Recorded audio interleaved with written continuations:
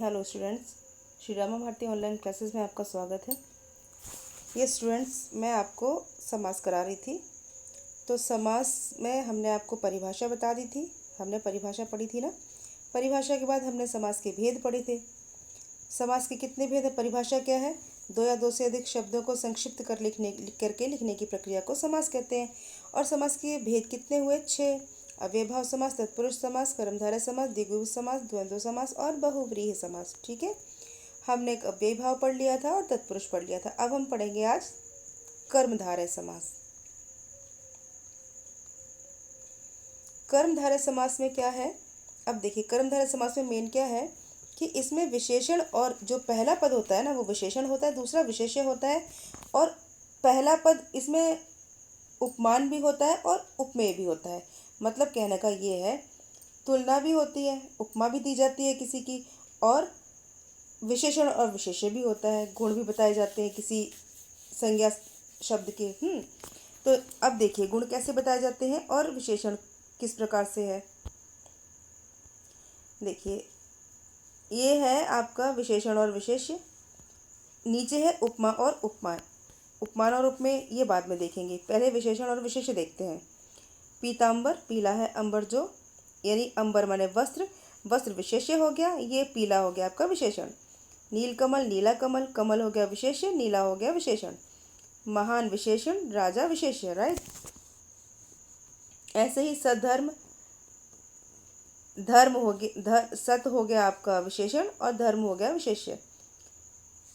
इस तरह से आपका विशेषण और विशेष्य हो गए। मुनि श्रेष्ठ, मुनि क्या हो गया आपका विशेषण और श्रेष्ठ हो गया विशेषण। सॉरी, मुनि हो गया विशेष्य और श्रेष्ठ हो गया विशेषण। मुनि कैसे है? श्रेष्ठ है, क्योंकि मुनि क्या है? संज्ञा। संज्ञा की विशेषता बताई जाती है, उन्हें विशेषण कहते हैं। तो संज्ञा की विशेषता कौन बता रहा है? श्रेष्ठ।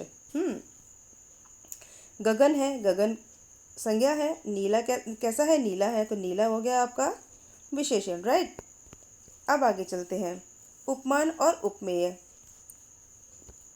अब उपमान और उपमेय में देखते हैं, इसमें क्या है? उपमान और उपमेय मतलब तुलना की जा रही, उस मतलब उसके जैसी उपमा दी जा रही है कि उसके जैसा, किसी के जैसा।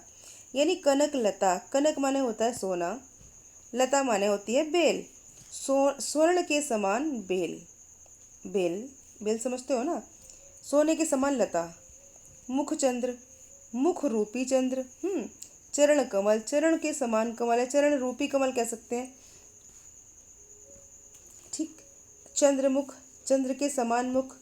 कर कमल, कर माने हाथ, कमल माने फूल, पुष्प, मतलब पुष्प के समान हाथ। विद्या रूपी धन, विद्या, विद्या ही धन है, विद्या रूपी धन, विद्या के समान धन, चरण कमल। तो जहाँ उपमेय और उपमान हो और जहाँ विशेषण और विशेष्य हो, वहाँ पर कर्मधारय समास होता है, राइट। आई होप समझ में आ रहा होगा। कर्मधारय समास कहाँ होता है?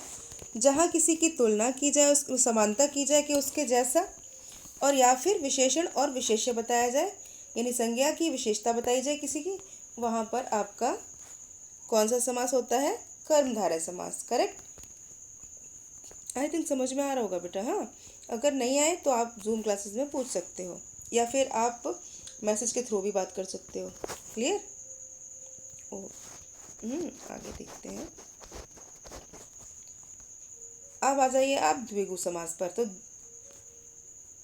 द्विगु समास, वेट वेट वेट वेट, द्विगु समास, द्विगु समास की मैं आपको बता देती हूँ पहचान क्या है, कि इसमें पूर्व पद यानी प्रथम पद जो होता है वो संख्यावाची होता है। संख्यावाची मतलब पहला पद जो होता है वो संख्या ही होता है।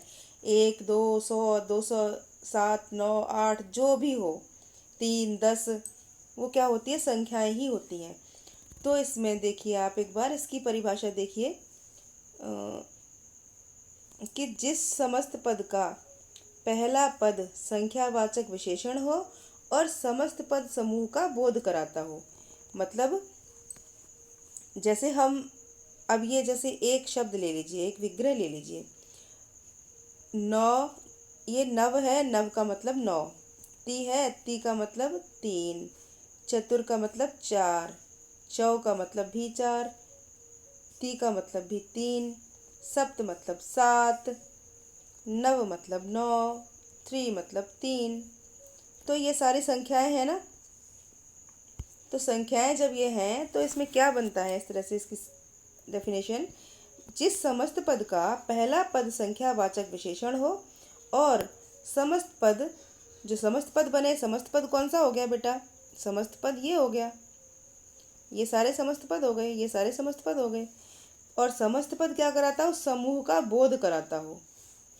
नव तो हो गए संख्यावाचक, अब ग्रह हैं, भुजाएं हैं, राह है, रत्न है, तो इनका क्या है, रत्नों का समूह, राहों का समूह, भुजाओं का समाहार, ग्रहों का समूह।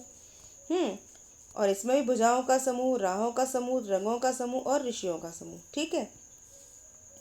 तो कुल मिला के ये सारे शब्द जो हैं ये आपको एक तरीके से बता रहे हैं कि द्विगु समास में जो पहला पद है वो संख्यावाची है और समस्त पद समूह का बोध कराता है, उसे हम द्विगु समास कहते हैं।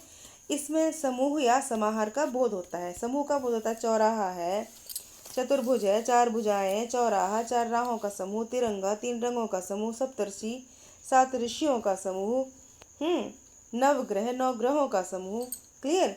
तो जहाँ पर संख्यावाची हो, और वैसे भी द्विगु समास मतलब द्विगु को देखिए, द्वि दो, गु, जो ग है ना, ग से गणित भी होता है।